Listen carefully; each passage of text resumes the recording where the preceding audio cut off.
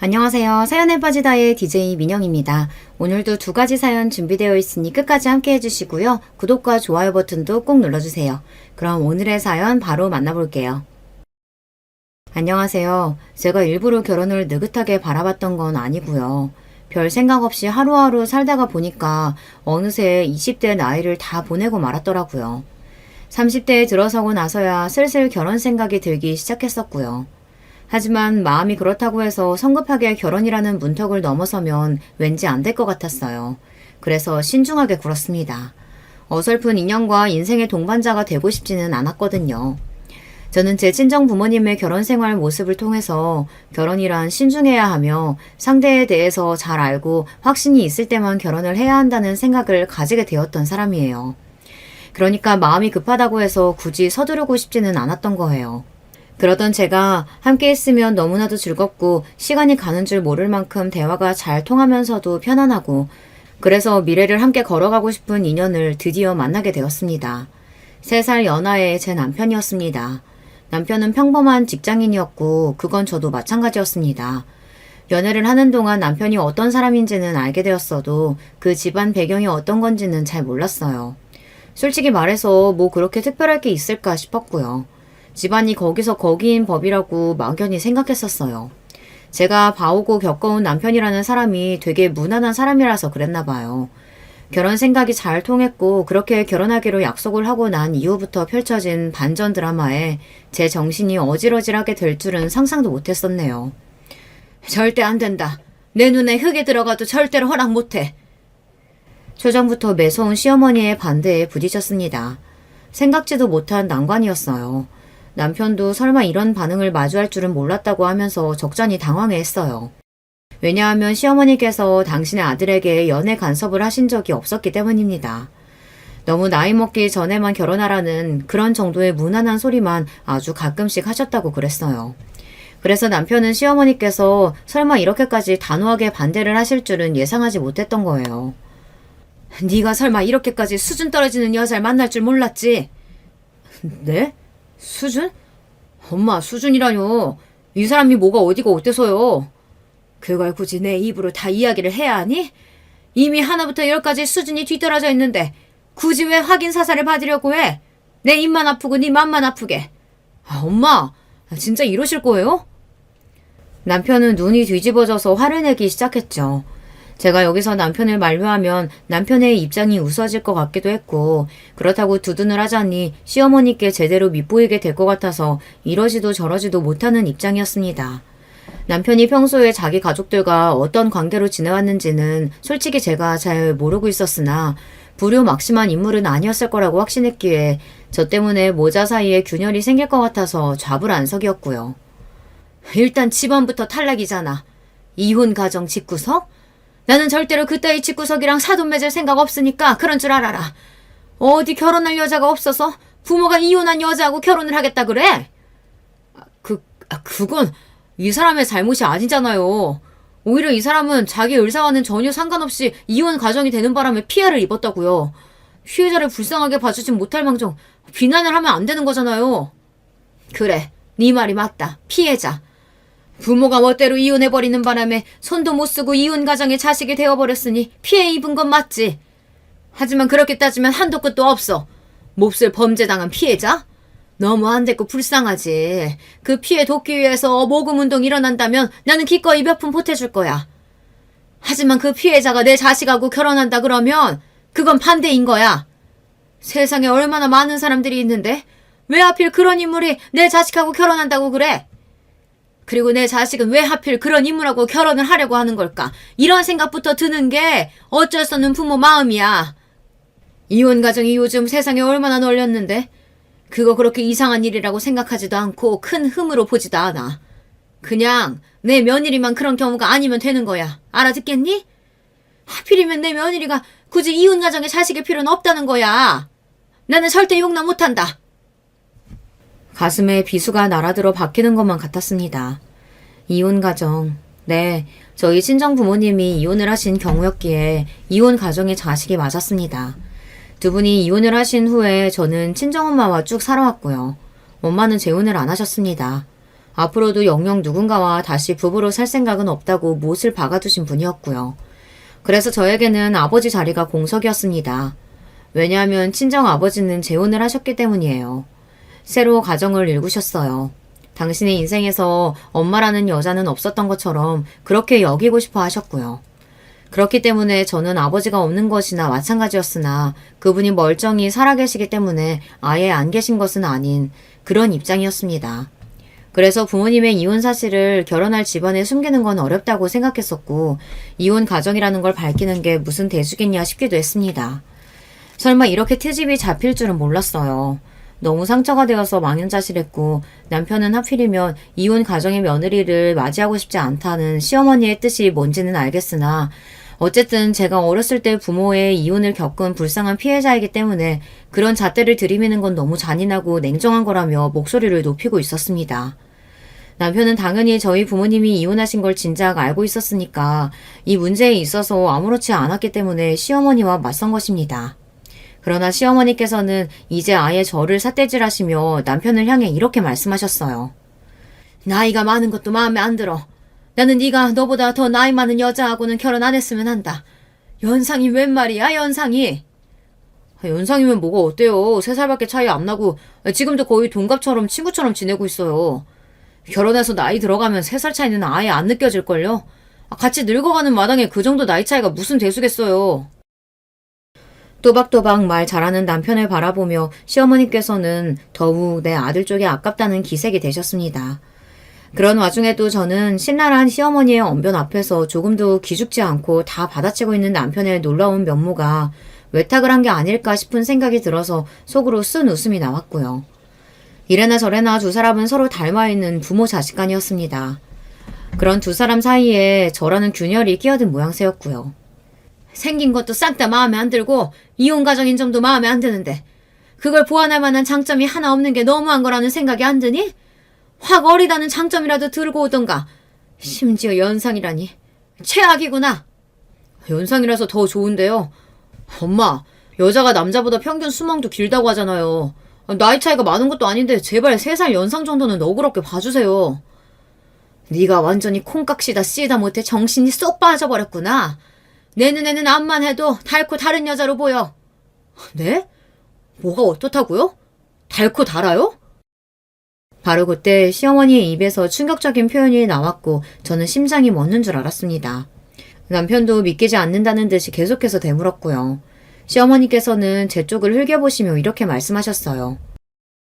원래 빼어난 미인보다 저렇게 어설프게 생긴 것들이 남자 더 밝히고 거침없고 수다보는 척하면서 남자들 사이에 잘 들어가는 법이야. 여자들의 세계가 그래. 너는 철저히 닳고 다른 손바닥 위에서 놀아나고 있는 거라고. 너 하나 잘 물어서 시집 잘 가서 자기 팔자 펴보라고 혈안된 저 모습이 네 눈에는 정말 안 보이니? 이 엄마만 저 본색을 알아보는 거야? 나이도 많아서 능청스럽고 다 뻔히 알면서 모른 척 굴고 나는 저런 거 정말이지 별로다. 깨름직해서 너무 별로야. 못난 수준하고는 상종하고 싶지도 않아. 다시 말하지만 이 결혼은 절대 반대야. 그때 저를 바라보시던 시어머니의 눈빛은 하등하고 열등한 걸 바라보는 듯한 그런 눈빛이었습니다. 참고로 시어머니께서는 한두 번 빼고는 직접적으로 저에게 대화를 걸지 않으셨어요. 중간에 바람을 두고서 당신의 온갖 불만 어린 생각을 토해내셨을 뿐이었죠. 그게 더 저를 비참하게 만들었습니다. 상대할 가치도 없다는 듯 혹은 저의 존재가 불쾌하시다는 듯 그렇게 구시는 게 너무나도 잘 보였으니까요. 남편이 머리 끝까지 화가 나서 얼굴이 시뻘겋게 달아올랐고 저는 눈물이 가득 고인 채로 제발 눈물이 볼을 타고 흐르지만 말았으면 해서 간신히 버티고 있었는데 그에 반해서 시어머니께서는 태연자약한 낯빛을 하고 계셨습니다. 마치 주말 드라마 같은 데서 나오는 심보 못된 부잣집 사모님처럼 보이더군요. 아버지는 보나마나 엄마 뜻 따르겠다고 그러시겠죠. 저는 엄마 설득할 수 없을 테고요. 잘 아는구나. 그러니까 이 결혼 포기해라. 내가 머리부터 발끝까지 완벽한 아가씨로 찾아서 소개해줄 테니까 너무 아쉬워하지는 마. 집안까지 당연히 좋은 아가씨로 열심히 찾아봐 줄게. 내가 진작에 이렇게 했어야 되는데. 아휴, 엄마로서 미안하구나. 아니요. 그러실 필요 없어요. 저는 이 사람하고 결혼합니다. 뭐? 너 지금까지 내 얘기 대체 뭘로 들은 거니? 절대 허락 못한다니까. 허락을 받아야만 결혼을 할 수 있나요? 저희는 성인이에요. 그것도 한참 전에 성인이 된 30대 나이고요. 저희끼리 결혼해서 알아서 잘 살겠습니다. 네가 지금 가족하고 연이라도 끊겠다는 거야? 네가 이런다고 해서 내가 마음이 약해질 거라고 생각한다면 그건 착각한 거다. 절대 끝까지 허락 못해. 결혼식도 안 갈 거고 부부로 인정해줄 마음도 없어. 그러시든가 마시든가 마음대로 하세요. 저도 제 마음대로 할 거니까요. 네가 아주 단단히 잘못 돌렸구나. 내가 저 하나부터 열까지 전부 다 못난 능구렁이를 보자마자 정체를 알아보고 불쾌했는데 역시 나였어. 제가 지금 이런 결단을 내린 건 이 사람한테 홀려서 그런 것만이 아니고요. 엄마가 너무 저를 부끄럽게 만드셨기 때문이에요. 엄마가 제 엄마라는 사실이 너무 부끄럽고 수치스러워요. 엄마, 정말 그러시는 거 아닙니다. 그렇게 살지 마세요. 뭐라고? 내가 너를 잘못 키웠구나. 네가 어떻게 나한테 이럴 수가 있어. 너 당장 잘못했다고 빌지 않으면 정말 끝일 줄 알아. 너 그러면 이제 내 자식 아닌 거야? 너 그러고도 살 수 있어? 살 자신 있는 거 맞아? 도도하게만 보였던 시어머니의 표정이 무너지는 순간이었습니다. 충격을 많이 받으셨는지 나중에는 아예 절규를 하셨고요. 하지만 남편은 결의에 가득 찬 얼굴을 냉정하게 굳힌 채고 저의 손을 잡고서 시댁을 빠져나왔습니다.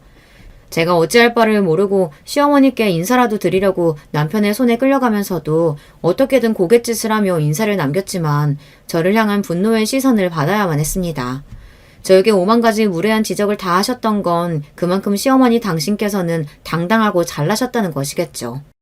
시아버지께서는 연세가 좀 많으셨어요. 일만 하시느라 앞만 보고 달리시는 게 너무 바빠서 결혼을 늦게 하신 분이었거든요. 시어머니 쪽이 9살 연하였는데 관리를 워낙 잘하신 것인지 동안이셨습니다. 나이보다 훨씬 젊어 보이셨고요. 진짜로 젊었을 적에는 아주 미인이셨다고 합니다. 제가 나중에 사진을 보니 정말로 그러시더라고요. 남편은 약간 개성이 들어간 훈훈한 얼굴이고 시아버지를 더 닮은 편입니다. 대신 체형이 시어머니 쪽을 닮아 호리호리하고요. 남편에게는 형제가 한 명 있었는데 아주버님은 얼굴이 시어머니를 닮아서 잘생겼습니다. 누가 봐도 미남 얼굴이에요. 체형은 시아버지 쪽을 닮아서 다부진 편이었고요. 아주버님은 이미 그때 장가를 드신 상황이었어서 제가 남편하고 사귀면서 결혼 이야기를 주고받게 된 이후 아주버님이 회사에서 깜짝 승진을 이뤄내신 경사가 있었어요. 그리고 승진과 생일이 겹쳤었거든요. 그래서 제가 남편을 통해서 소소한 선물을 아주버님께 챙겨드린 적이 있었습니다. 기대하지 않았던 승진이라 그렇고 마침 또 생일이라 그렇고 두 가지를 동시에 듣게 되니까 왠지 제가 무시하기가 어려워서 큰 건 아니고 적당한 성의 표시가 될 만한 걸 선물로 드렸거든요. 아주버님이 남편을 통해서 정말 고맙게 잘 받았다고 인사를 전해오셨고요. 그러면서 둘이 데이트할 때 쓰라고 카페 기프티콘을 남편에게 주셨습니다. 다들 스타벅스 아시죠? 스타벅스 카페에서 쓸 수 있는 3만 원 금액권이었어요. 선물을 그냥 받을 수도 있는 건데 그렇게 보답해 주시니까 너무 감사한 마음이었고 소소한 것이라도 선물을 드리기를 잘했다고 생각했습니다. 하지만 나중에 알고 보니까 이걸 두고도 시어머니께서는 저를 안 이쁘게 보신 모양이었어요. 쥐뿔 아무것도 없는 주제에 나이만 먹고서 능구렁이처럼 군다는 등 제가 남편과 반드시 결혼할 작정으로 고단수처럼 굴면서 아주버님을 미리 포섭한 게 머리가 너무 비상하게 느껴져 시어머니의 입장에서는 징그러웠다고 나중에 이걸 알게 되었고요.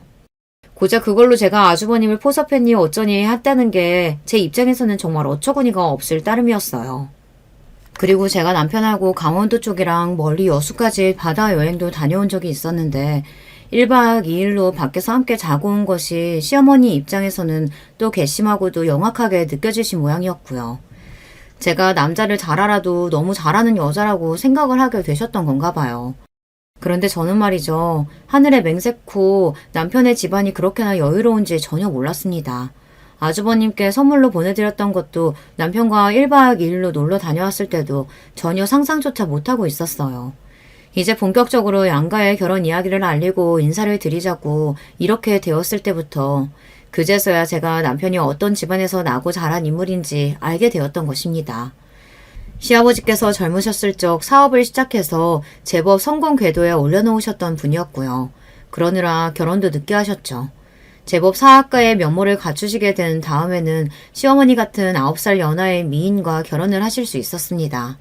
아들 둘이 태어나고 난 뒤에는 몇 년간 답보 상태에 머물러 있던 사업장에 변화를 꾀하셨고 그때 시아버지께서 정말 큰 성공을 거두셨던 거예요. 그러나 남편이 고등학교에 재학 중일 때 시아버지께서 처음으로 커다란 건강의 문제에 맞닥뜨리셨어요. 그 이후로는 건강에 완전한 회복이 없었고 계속해서 점점 더 안 좋아지기만 했을 뿐이라고 합니다.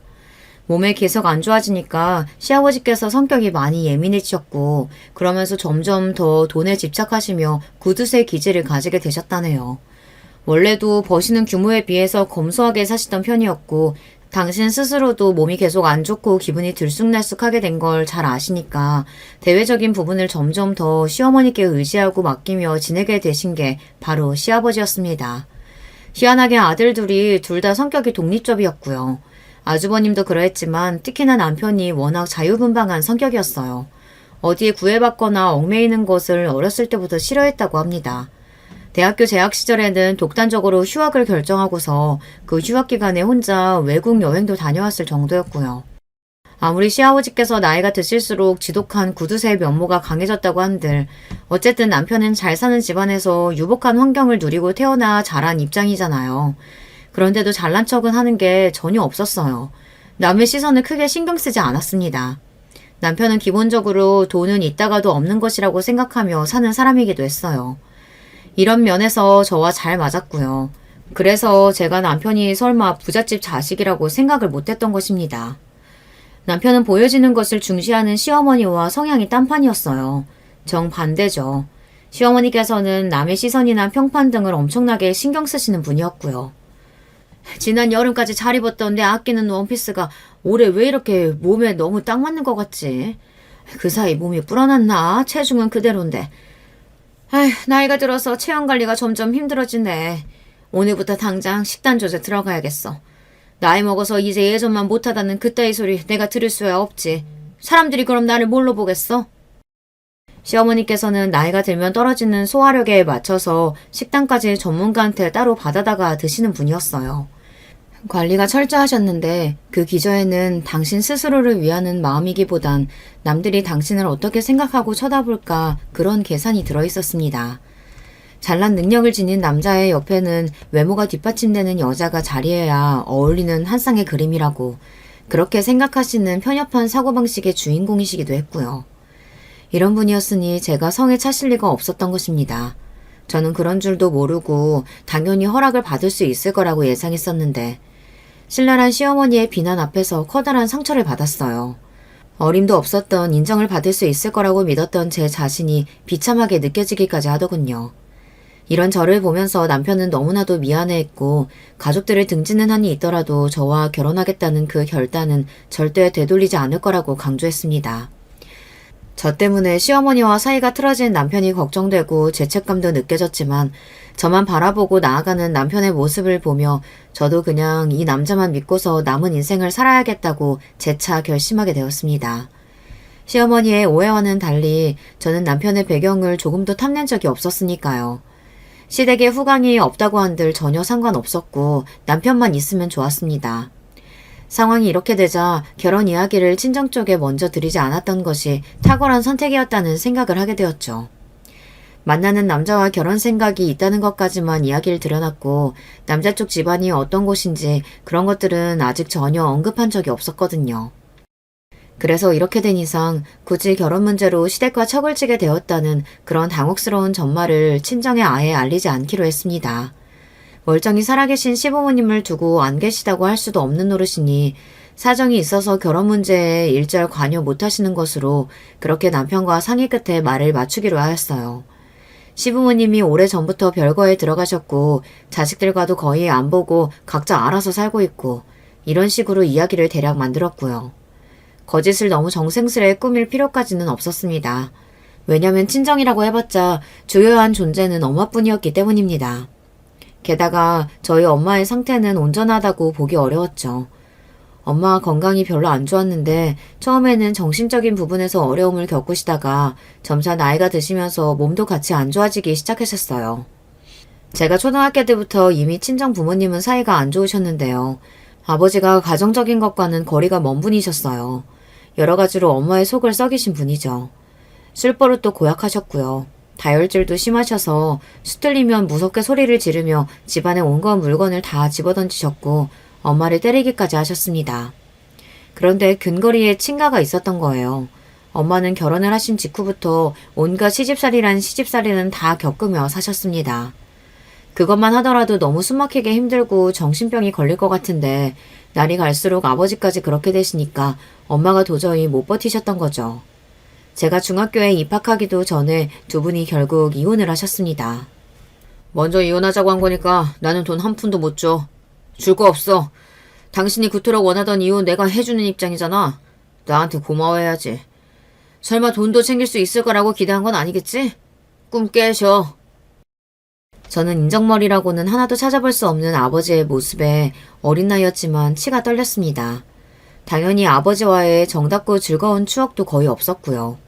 그래서 저는 두 분이 이혼을 하시게 되었을 때 두 번 생각하지 않고 엄마 쪽을 택했습니다. 아버지라는 선택지가 있다는 생각조차 안 들었던 저였습니다. 그러나 똑같은 상황을 겪고 동일한 환경에서 자라왔지만 다른 선택을 하는 경우가 있더라고요. 저에게는 친정 언니가 한 명 있었습니다. 당시엔 중학생이었고요. 저는 무조건 언니도 저처럼 엄마를 택할 줄 믿고 의심치 않고 있다가 뒤통수를 맞았습니다. 나는 아버지하고 살 거야. 너는 엄마 따라가서 살아. 뭐? 언니, 그게 진심이야? 분명 언니도 나랑 같이 엄마 따라갈 거라고 그랬잖아. 근데 어떻게 이럴 수가 있어? 아버지 따라가면 좋을 게 없을 텐데. 좋을 게 없기는. 야, 친가는 잘 사는 편이잖아. 돈 걱정은 없어. 나는 대학 욕심도 있고 그러려면 학원이든 독서실이든 집에서 지원을 잘 받아야 돼. 돈 걱정이 없어야 애초에 여유 가지고 공부도 더 잘 되지 않겠어? 대학 다니는 것도 전부 다 돈인데. 엄마 따라가면 분명히 나는 뻔할 뻔자로 대학 등록금부터 없어서 허덕이게 될 거야. 그것만은 사양이야. 언니, 돈 때문에 그런 선택을 한다고? 정말 너무해. 엄마가 실망하실 거야. 언니는 엄마가 불쌍하지도 않아? 하나부터 열까지 다 아버지 잘못인데 어떻게 엄마를 버리고 아버지를 선택해? 언니는 앞으로 엄마 못 만나도 상관없어? 야, 나도 내 인생 살아야지. 현실적으로 생각해야 현실을 잘 사지 않겠어? 엄마가 불쌍하고 안 된 건 나도 알아. 그치만 엄마 점점 더 제정신 아니야. 같이 있으면 너무 피곤해. 나는 그런 거 감당하기 싫어서라도 엄마하고 못 살아. 어차피 고등학교에 올라가면 학교에 하루 종일 있느라 집에서는 잠만 잘 테고 내가 아버지하고 부딪힐 일이 뭐가 있겠어. 그러니까 나는 아버지하고 살래. 돈이 최고야. 야욕으로 불타오르는 언니의 눈빛을 보며 저는 무섭다는 생각이 들었어요. 친자매이고 얼굴도 닮았지만 서로의 사고방식이 많이 다르다는 점도 느꼈습니다. 언니와 다르게 저는 엄마가 불쌍해서라도 그 곁을 떠날 수가 없다는 마음이었거든요. 그렇게 아버지와 언니, 엄마와 저 이렇게 둘로 찢어지게 되었습니다.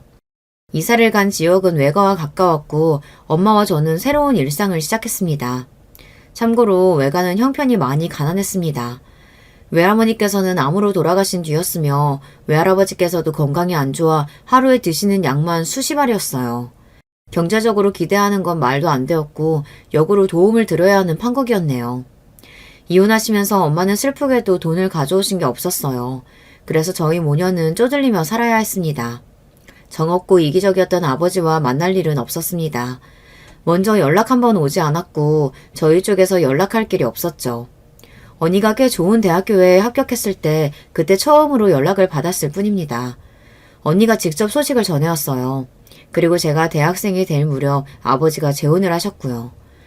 배우자와 사별을 겪은 부잣집 아주머니와 재혼을 하신 뒤로는 모르기는 몰라도 그 이전보다 엄마의 존재를 더 열심히 지우며 아버지는 그렇게 살려고 하시는 것 같다는 느낌을 받았습니다. 결혼 생활 속에서 너무나 큰 고통을 받으셨던 엄마는 그 후유증 때문인지 정신적으로 많이 나약해지셨어요. 나이를 드시면서 여기저기 몸도 안 좋아지고 있었고요. 엄마에게 큰 도움이 못 되어드리는 딸이라서 저는 늘 죄송스러웠습니다. 원래 구제불능이었던 아버지는 그렇다 치고 매정하게 연락 없이 사는 언니가 원망스럽기도 했습니다. 그러던 언니가 나이가 들면서 생각이 좀 바뀐 것인지 제가 전문대를 졸업하던 시기에 연락을 해오더니 먼저 밥도 사주고 제법 살겁게 굴더라고요. 핏줄은 속일 수 없다더니 어딘가 저와 비슷한 분위기를 지닌 언니의 외모를 보며 저는 착잡했어요. 그리고 그간의 원망이 점차 사르르 녹아갔습니다. 언니는 엄마에게 죄송하다고 했어요. 그러나 이미 시간이 많이 흘러버려 엄마를 대하는 게 어색하고 낯설어서 어떻게 해야 할지 모르겠다고 하였죠. 만약에 엄마가 언니와 잘 지내고 싶어 하신다면 모를까 쇠약해지신 엄마는 과거의 일이라면 전부 지긋지긋해 하셨고 언니를 썩 그렇게 애틋하게 여기진 않으셨습니다. 어쨌든 아버지를 선택했던 언니였으니까요. 그리고 여전히 계산기를 철저하게 두드리며 사는 언니였으니까요. 엄마도 그걸 아셨기 때문에 언니에게 자주 교류하며 지내자는 뜻을 못 전하셨던 것이에요. 대신 자식들끼리라도 잘 지내기를 원하셨고 그래서 저는 언니와 종종 연락하면서 살았습니다. 언니가 결혼하게 됐을 때도 형부와 따로 셋이 만나서 밥을 먹으면서 이런저런 대화를 오래 나누었어요.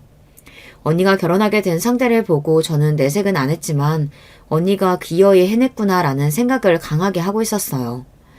왜냐하면 형부가 무려 의사였기 때문입니다. 세상에 다른 직업도 아니고 의사하고 결혼을 하다니 언니가 대단한 것 같더라고요. 듣자 하니 형부네 집안이 경제적으로 많이 넉넉하지 않았기 때문에 의사가 탕생한 걸 가문의 영광으로 여기며 두고두고 기뻐하는 것 같았어요. 집안의 과거에 이모저모가 어떻게 있었든 간에 언니는 부잣집 딸이었습니다. 의사라는 개천용을 배출해낸 집안에서 흡족해할 만한 인물이었던 거예요. 언니는 일찍이 야욕이 넘쳤고 의사 정도는 돼야 결혼감으로 크게 만족을 할 테였죠.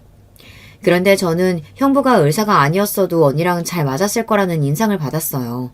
왠지 모르게 두 사람이 성격 같은 게 좀 비슷해 보였거든요. 제가 형부를 잘 아는 건 아니지만 언니처럼 야욕이 기본적으로 넘치는 사람인 것 같다는 느낌을 받았습니다. 저는 아버지와 직접적인 교류가 없이 지냈고 언니를 중간에 두고서 소식만 전해들었어요. 아버지와 재혼하신 언니의 계모와는 아무런 접점도 없었고요. 그분이 먼저 저를 만나고 싶어 하시면 모를까. 근데 그럴 일이 없었습니다. 언니만 저와 계속 교류를 이어갔고 형부는 그런 언니를 두고 좋은 자세를 취한 거라고 했습니다. 나이 들고 늙으면 피를 나는 형제가 최고라더라. 인생 어떻게 될지 모르니까 집안일은 복잡하게 돌아갔지만 두 사람 자매끼리는 잘 지내야지. 그리고 언니가 돼서 부족한 동생 외면하지 않고 챙기는 모습 나는 너무 보기 좋더라. 그런데 형부는 저를 한없이 부족한 동생이라고 봤습니다. 혹은 불쌍한 동생이라고 보는 것도 같았죠. 부모 선택을 멍청하게 잘못해서 어렵게 살다가 전문대 간신히 나와서 어설픈 직장만 다니다가 그래도 성실하기는 해서 괜찮은 이직을 해내고 기특하게 먹고 사는 그런 짠한 동생이요. 제가 형부를 자주 볼 일도 없었지만 저를 볼 때마다 형부가 자꾸만 자기 지인을 저에게 결혼 상대로 소개시켜주겠다고 운을 띄웠는데 저는 매번 거절했습니다. 불편했고요. 형부가 진심으로 그러는 것 같지가 않았어요. 자기 지인 정도 되는 남자를 제가 어떻게 만날 수 있겠냐고 하며 거들먹거리기 위한 수단으로 저에게 괜히 그런 소리를 꺼내는 것 같다는 느낌을 받았습니다. 그래서 저는 더욱 신중하게 굴다가 결국 제 남편을 만났던 것이고요. 저희 부부는 상의 끝에 결혼식을 안 올리고 신혼여행이나 길게 일주일 동안 다니면서 실컷 놀고 사진 찍고 외국의 작은 성당을 배경으로 저희만의 작은 결혼식을 올리며 추억을 만들었답니다. 줄곧 우울해하시던 엄마도 저희 부부가 신혼여행에서 찍어온 사진을 앨범으로 만들어다 보여드리고 찍어온 영상을 틀어드리니까 엄청 좋아하셨어요. 몇 날 며칠을 계속 보셨답니다. 두 사람 너무 보기 좋다. 웃는 모습들이 다 진심이네. 서로 인연 잘 만났구나. 권서방, 우리 딸 앞으로 잘 부탁하네. 우리 사이가 벌써부터 정말 든든하고 듬직하다.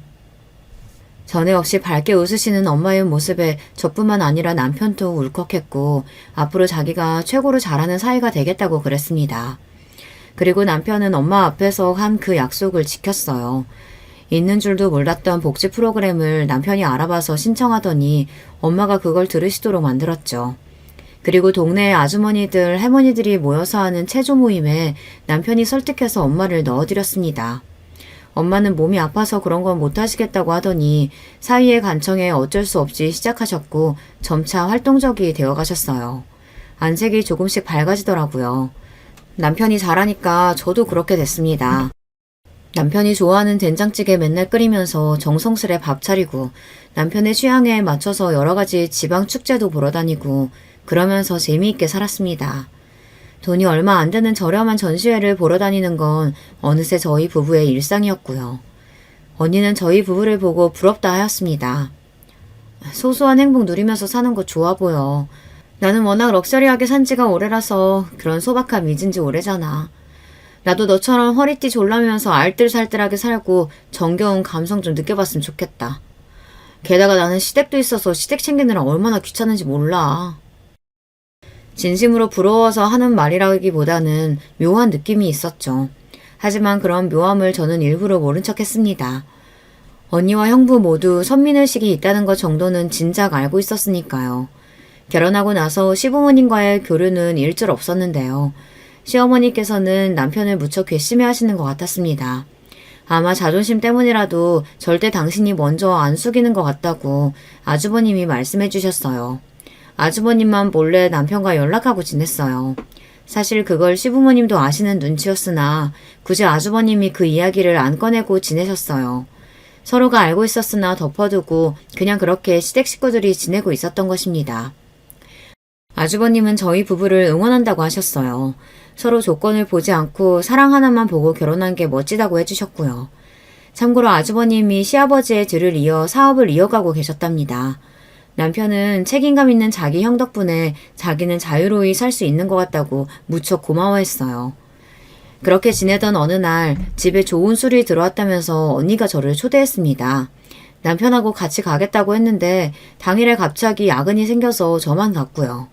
언니는 한숨을 쉬면서 제 남편이 불쌍하다 그랬고 형부는 고개를 저었습니다. 갑자기 야근을 하게 되다니. 근데 그런 일이 제법 비일비재하다고? 야근하면 언제 정확히 퇴근할지 기억도 없다고? 와, 정말 힘들겠다. 돈이라도 많이 주면 모를까. 야근해봤자 결국 얼마 못 버는 거잖아. 맞지? 회사 일이 처리할 게 많으니까 야근을 뺄 수는 없죠. 열심히 하는 만큼 돈은 벌리긴 하는데요. 의사인 형부 앞에서 많이 번다고 하긴 좀 민망하죠. 저는 그냥 그렇게 대충 수습했고 술자리가 이어졌습니다. 사실 저는 저녁 식사를 하면서 술을 곁들이는 차원일 거라고 생각했었는데 술이 조된 요소였더라고요. 특히나 형부가 그 술이 입맛에 맞는 건지 엄청 달리기 시작했어요. 옆에서 언니가 핀잔을 줘도 듣지 않았고요. 제가 천천히 마시자 빨리 마시라고 형부가 체근하기도 했습니다. 저제가 이런 비싼 술을 마실 기회가 어딨겠어. 이런 순간 자주 오지 않으니까 지금 누려. 황당해진 저와는 달리 언니는 형부 말이 맞다고 생각하는 듯 그냥 웃고 말더라고요. 괜히 분위기를 망치기 싫어서 저는 대화 장단이나 맞추면서 술을 마시고 있었는데요. 어느새 만취 상태에 접어든 형부가 갑자기 저를 뚫어지게 쳐다보다가 이렇게 말을 하는 겁니다. 저제, 그러길래 잘 좀 살지 그랬어. 똑똑하게 살았다면 나 같은 남편 만났을 텐데. 에휴, 참 안쓰럽다. 왜 그렇게 허덕이고 살아? 네? 저희 잘 살고 있는데요. 허덕이고 산 적 없어요. 형부 눈에는 어떻게 보이는진 모르겠지만 저희는 만족하면서 사는 중이에요. 만족? 하긴 후진국 애들이 행복 지수는 높다고 하더라. 잘난 세상을 뭘 알아야 가난이 불행하다는 걸 알 텐데. 아예 모르니까. 고되게 야근하면서 살아봤자 얼마나 벌겠나 싶다. 한 달에 200은 벌어? 남자 망신 다 시키는 새끼. 저제, 한 달에 200 버는 남자랑 살면서 만족한다는 게 대단하다. 불쌍하다고 하면 너무 비참하니까 이제 내가 불쌍하다는 소리 대신 존경스럽다고 해줄게. 존경한다 정말. 형부가 낄낄대면서 말을 하다가 스스로 너무 웃겼는지 아예 식탁을 손으로 두드리면서 박장대소를 하기 시작했습니다. 그러는 동안에 저는 기분이 싸하게 가라앉고 있었죠. 오르던 취기가 싹 가시는 느낌이었어요. 찬물 세례를 맞은 것만 같았습니다. 지금 뭐라고 하셨어요? 저를 비웃으시는 건 100번 양보해서 참을 수 있어요. 그런데 제 남편을 비웃으시다뇨. 이 자리에 있지도 않은 사람을 조롱하는 건 너무 비겁하잖아요. 아이, 화가 나셨어요? 그러길래 잘 좀 살지 그랬어. 결혼도 잘 좀 하지 그랬냐고. 제가 정색을 했는데도 만취한 형부는 정신을 못 차리고 연신 낄낄대면서 저에게 삿다지를 날렸습니다. 저희 부부의 사는 모습이 마치 웃겨 죽겠다는 듯이 의사가 보기에는 저희 부부의 사는 모습이 마치 불가촉 천민이 사는 모습이라도 된다는 듯이 여태까지 형부가 보여왔던 태도가 있었기 때문에 그 저희를 저는 느낄 수가 있었습니다. 제가 애써 일부러 모른 척 해왔던 그 저희 말입니다. 지금 이건 너무한 거 아니냐고 떨리는 목소리로 언니한테 물었더니 하나도 안 심각한 표정을 지으며 그저 난감하단 말투를 내더군요. 많이 취했나 봐. 네가 이해해줘. 그리고 네 형부가 그런 삶을 몰라서 그래. 모르긴 뭘 모르나요. 형부는 원래 부자도 아니었으면서 기가 막히죠. 그런 삶이라니? 너도 알잖아. 내가 무슨 이야기 하는 건지. 우리는 아무래도 사는 수준이 다르다 보니까. 정말 어이가 없었습니다. 아예 말이 안 통하겠더라고요. 너무 화가 나서 당장 자리를 박차고 나왔습니다.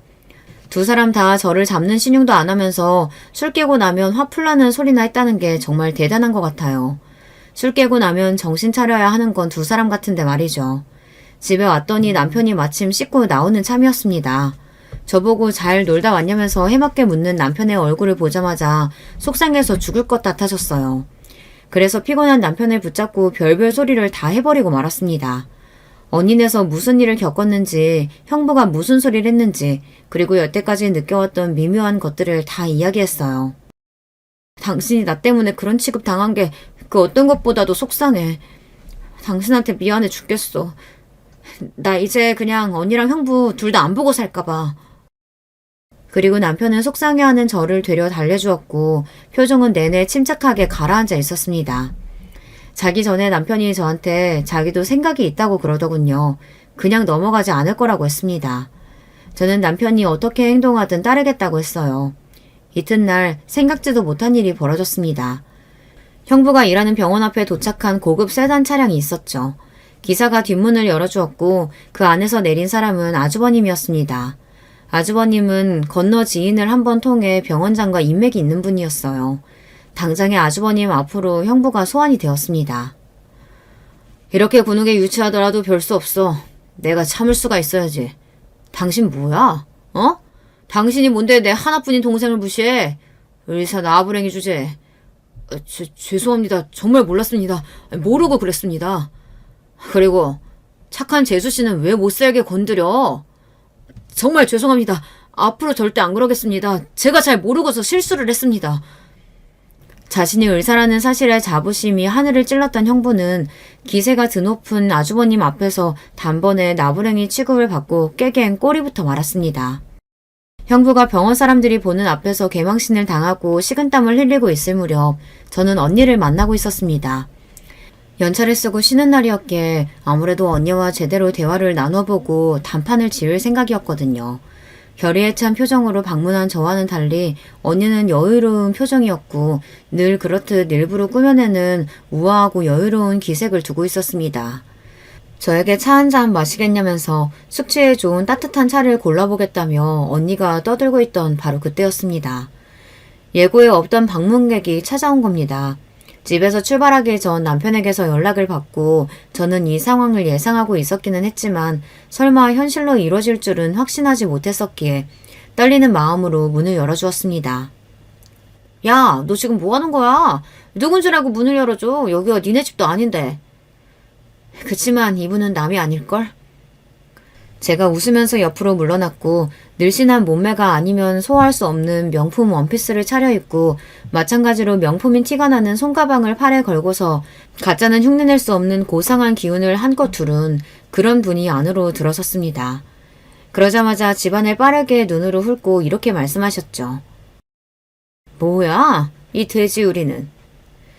연예인을 넘어서 흡사 귀족 같은 카리스마를 풍기고 계셨던 그분은 바로 제 시어머니셨습니다. 어머님 오셨어요? 이쪽이 제 친정언니예요. 언니, 이분이 내 시어머니. 뭐? 시어머니라니 그게 무슨 소리야? 네가 시댁이 어딨어? 아, 그게 사연이 좀 있었는데 제가 얼버무리며 시어머니 쪽을 쳐다봤습니다. 시어머니께서는 어느새 천천히 집안을 걸으시며 불쾌하다는 눈빛을 하고 계셨어요. 지나치게 부자인 시댁은 부담스럽다고 우리 며느리가 지레 겁먹고 도망갔지 뭔가요.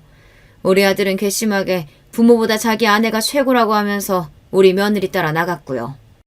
우리 며느리가 제발 마음을 열어주기만을 기다려왔는데 이제서야 며느리의 도리를 하고 살고 싶다며 연락 왔길래 내가 이렇게 여기로 달려온 거예요. 시어머니께서는 연신 못마땅한 눈길로 집안을 훑어보며 언니를 향해 말씀하셨습니다. 언니는 완전히 넋이 나가 있었고요. 부잣집 시댁이라니 왜 여태 이런 얘기 안 한 거야? 내가 언니한테 굳이 다 이야기할 필요는 없잖아. 그리고 언니 자존심에 금 갈까봐 그랬어. 형편 좀 좋은 새엄마 생겼다고 기세등등하고 의사 남편 생겼다고 세상을 다 가진 것처럼 굴고 그러면서 나를 낮잡아봤지. 내가 그런 언니를 다 봐왔는데 어떻게 내가 비교 불가로 대단한 시댁을 두고 있다고 말을 할 수가 있었겠어. 언니가 자존심에 상처 입고 쓰러질까봐 말 못했어. 근데 내가 어제는 술을 좀 많이 마셨잖아. 그러면서 평소에 안 하던 쪽으로 생각을 좀 하게 되더라고. 제가 한마디 한마디 뱉을 때마다 언니는 쓰러질 듯 휘청거렸습니다. 시어머니께서는 눈살이 찌푸리며 부엌을 쳐다보고 계셨죠. 아휴, 식기 좀 봐. 싸구려 천지네. 그렇게 중얼거리신 시어머니께서는 이런 수준 낮은 집에 더 있고 싶지 않다며 저에게 이만 가자고 하셨고 저는 공손하되 수긍을 해드렸습니다. 마지막으로 시어머니께서는 이미 완패를 당한 언니를 째려보며 쐐기까지 박으셨고요. 아, 저런. 형보다 나은 아우 없다는 건 남자 형제한테만 해당인가? 여기는 언니가 영 못하네. 너무 뒤처져, 동생에 비해.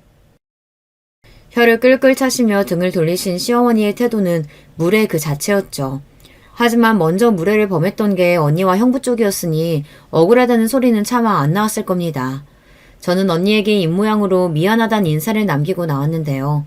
그런 저를 망연자실하게 보다가 거실 바닥에 털썩 주저앉는 언니였습니다. 언니네 집을 나선 뒤 저는 어색하게 시어머니 뒤를 따라 걸었습니다. 감사합니다. 그간 잘 지내셨죠? 용기 내서 여쭤봤는데 시어머니께서 동문서답을 하시더군요. 내가 미안했다. 네? 전에는 내가 심했다. 인정하고 사과하마. 그러더니 주차돼 있던 차의 뒷좌석에 우아하게 올라타시고는 그대로 먼저 가버리셨습니다. 남겨진 기분이 황당했는데 제 입은 숨길 수 없이 춤을 추고 있었어요. 그날처럼 남편의 퇴근을 기다렸던 날이 없었을 겁니다. 남편이 퇴근하기 이전에 낮에 엄마를 카페에 모시고 가서 맛있는 커피를 사드리며 그간 있었던 모든 이야기를 털어놓았고요. 엄마는 언니와 형부의 무례하고 얄미웠던 지난 태도에 분개하셨다가 오늘 시어머니께서 등장하셔서 통쾌한 한 방을 날려주신 결말을 들으시고 눈물 맺힌 웃음을 지으셨습니다. 엄마와 함께 저녁을 차렸고 퇴근한 남편과 왁자지껄 떠들면서 정다운 식사 시간을 가졌어요. 그제서야 아주버님이 벌이신 놀라운 일을 듣고서 저절로 박수가 나왔고요. 아주버님이야말로 언니 부부에게 저희 부부가 수모를 당했다는 걸 들으시고 분노하시면서 시부모님께 이걸 다 전해드렸다고 저희 부부를 용서하고 받아줘야 한다고 주장까지 하셨던 정말 1등 공신이셨습니다. 너무 감사했죠. 시댁 식구들과 모두 한자리에 모여서 식사를 한 건 그 주의 주말 저녁 때였어요. 시부모님과 아주버님과 형님 그리고 시조카, 저희 부부와 친정엄마까지 모두 모여서 허심탄회하게 이야기를 나누며 밥을 먹는 시간을 가졌습니다. 이게 꿈인지 생신지 분간이 안 가고 긴장도 됐지만 즐겁고 들뜬 기분이었습니다. 결국 시부모님께서는 진심으로 남편을 미워하거나 원망할 수 없었던 자식이 못 이기는 부모셨다는 걸 그 자리에서 저는 느낄 수 있었네요. 지난 일은 다 잊고 앞으로 저는 시댁에 잘하는 며느리가 되어야겠다는 다짐이 들었답니다. 제가 시어머니의 눈높이를 절대 맞출 수는 없겠지만 시작이 반이라고 하니까요. 온통 설렌 기분이었네요. 그리고 언니하고 형부 말인데요. 당연히 납작 엎드렸고요. 저희 부부의 눈치를 보느라 함부로 말 한마디 먼저 못 꺼냈습니다. 내가 그동안 두 사람하고 워낙 친하게 지내고 싶은 마음에 친근하게 굴려고 하다 보니까 의욕이 너무 앞서서 실수를 많이 했던 것 같아. 정말 미안해.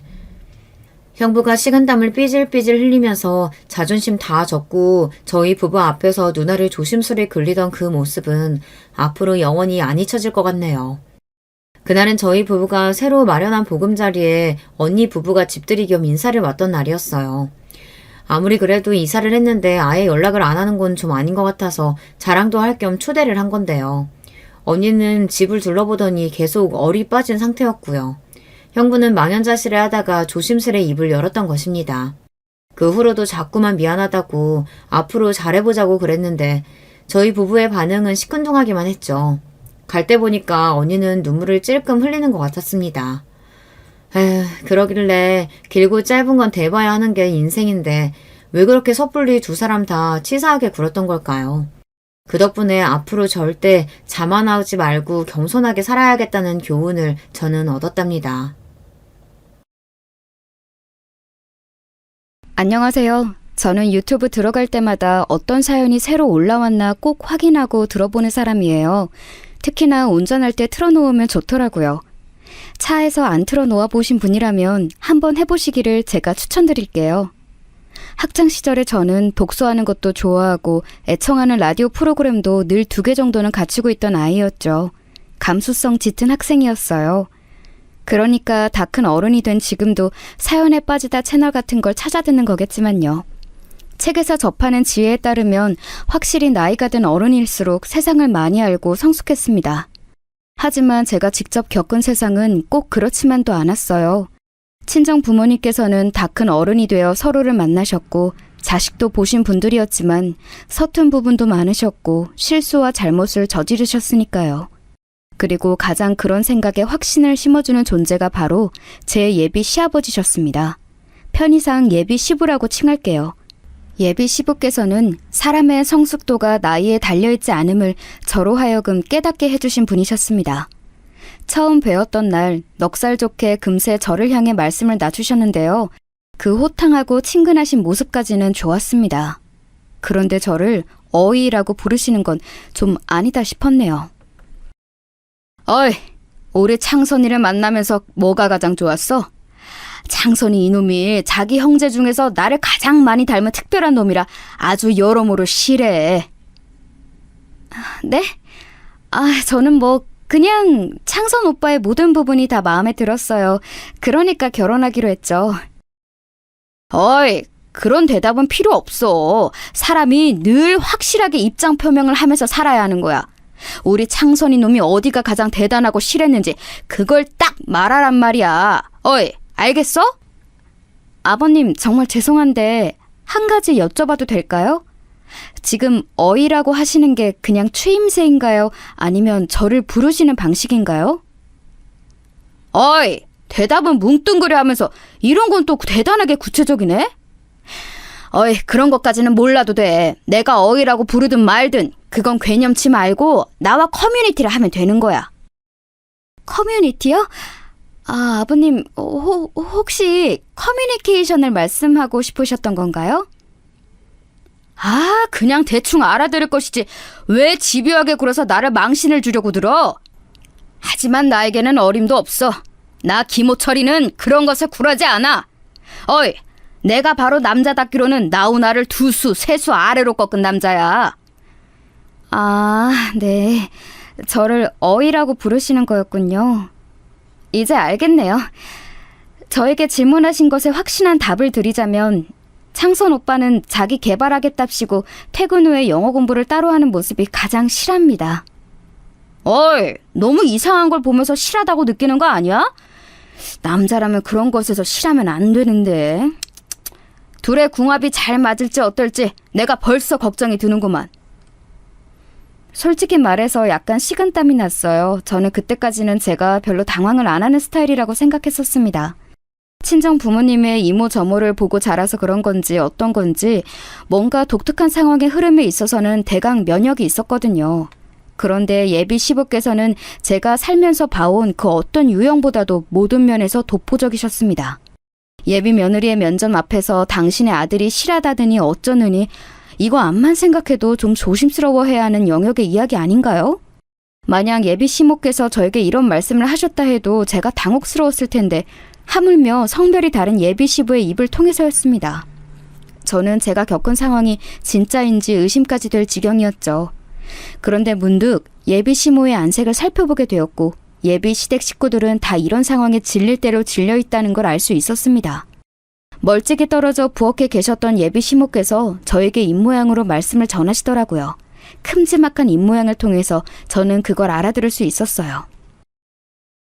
그냥 무시하는 게 가장 빨라요. 별로 들을 필요도 없어요.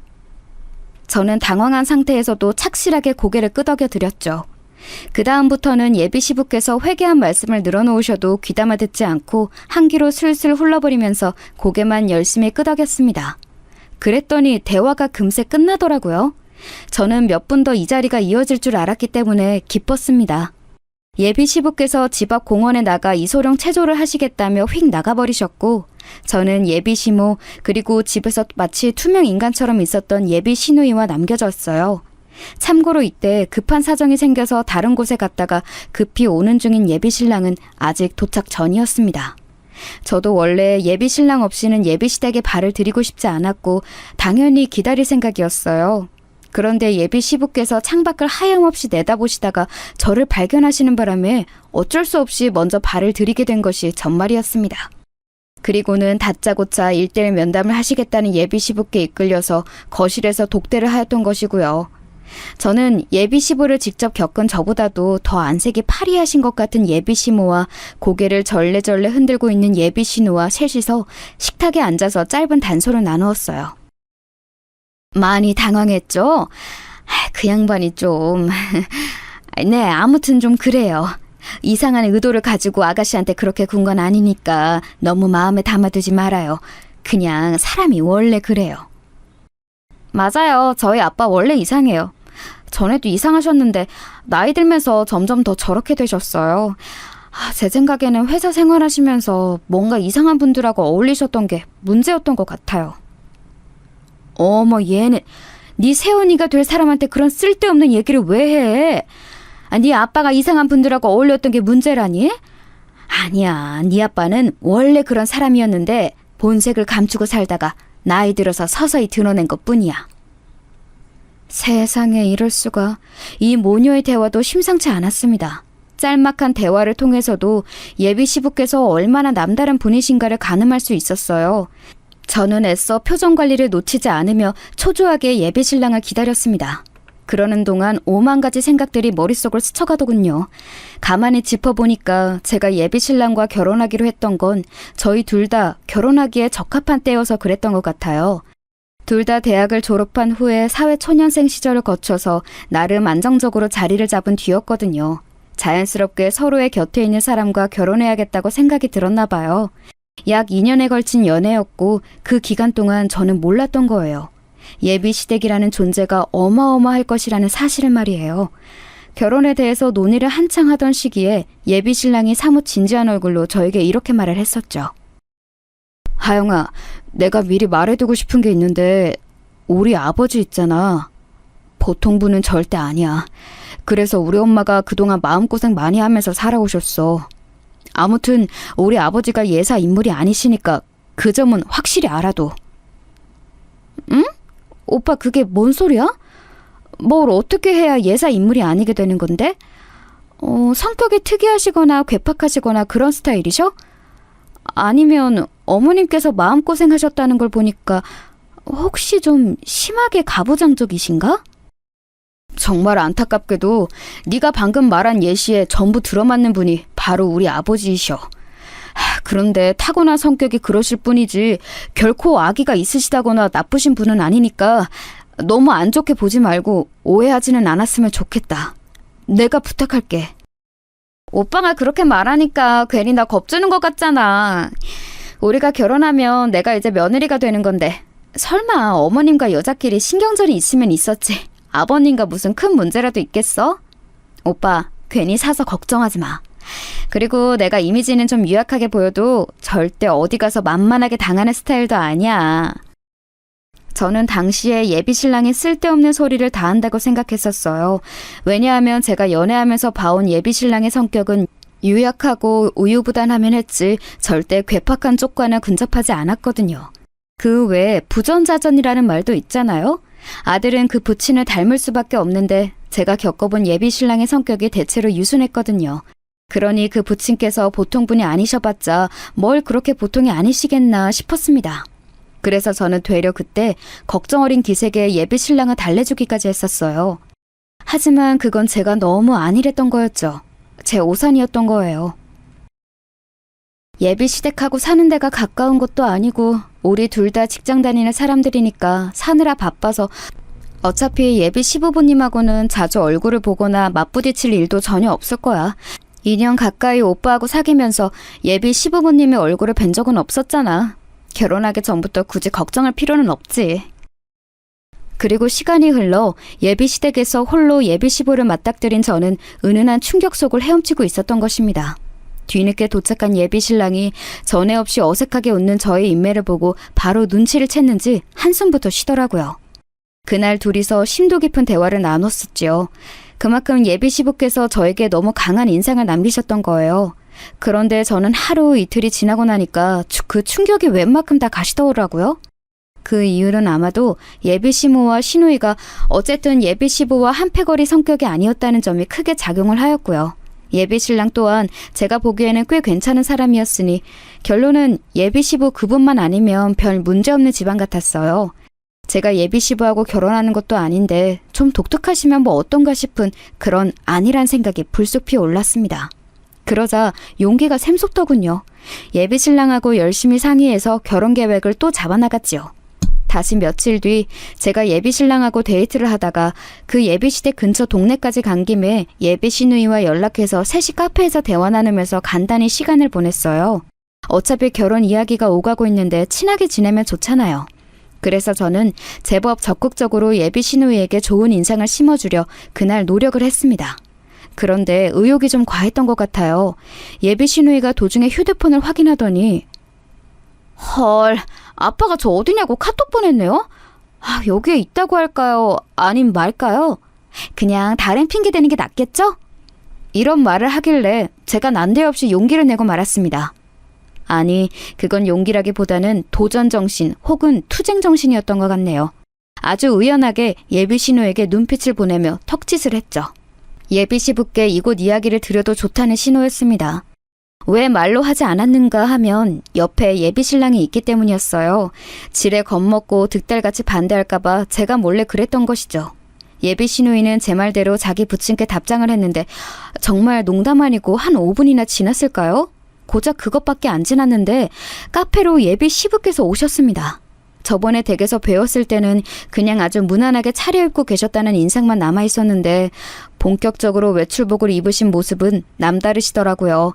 젤이 듬뿍 발린 머리는 그 머리를 지나간 빛이 어떻게 생겼는지 알려주듯 결이 다 살아있었고요.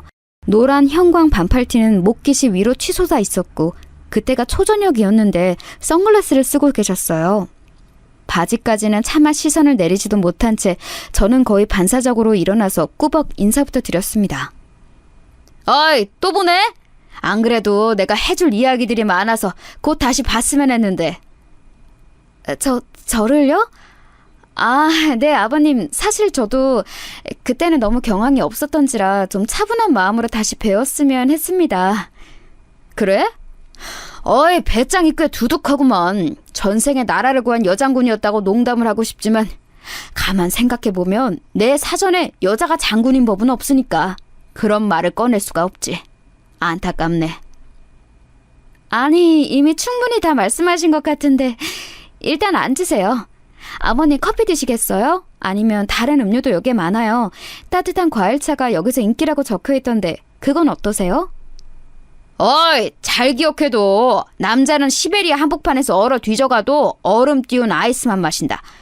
왠지 딱 느낌이 우리 창선이 놈이 기가 빠져가지고서는 뜨뜻미지근한 걸 마셨댔나 뭐지? 아니요, 창선 오빠는 그런 걸 딱히 안 가리고 그날 끌리는 걸 고르는데요. 그치, 오빠? 제가 예비 신랑에게 넌지시 물었는데요. 예비 신랑이 대답은 않고 이새로 입술을 꽉 깨물더라고요. 눈치로 보건대 왠지 너무 이 상황에 창피해서 그러는 것 같았습니다. 그러자 괜히 예비 신랑에게 미안해져서 예비 시부의 음료를 같이 주문하러 가자고 제가 팔을 잡아 끌었어요. 그리고 같이 주문하는 곳으로 가면서 제가 자초지종을 설명한 뒤 미안하다고 사과했죠. 예비 신랑은 이미 이렇게 된 거 어쩌겠냐면서 쓴웃음만 지었어요. 음료가 금방 나올 것 같길래 그 앞에서 그냥 기다렸다가 완성된 음료 가지고 둘이서 자리로 돌아갔습니다. 그랬다가 깜짝 놀라고 말았어요. 그 몇 분 안 되는 사이에 예비 시모와 시누이가 대판 싸운 모양이었습니다. 분위기가 장난 아니더군요.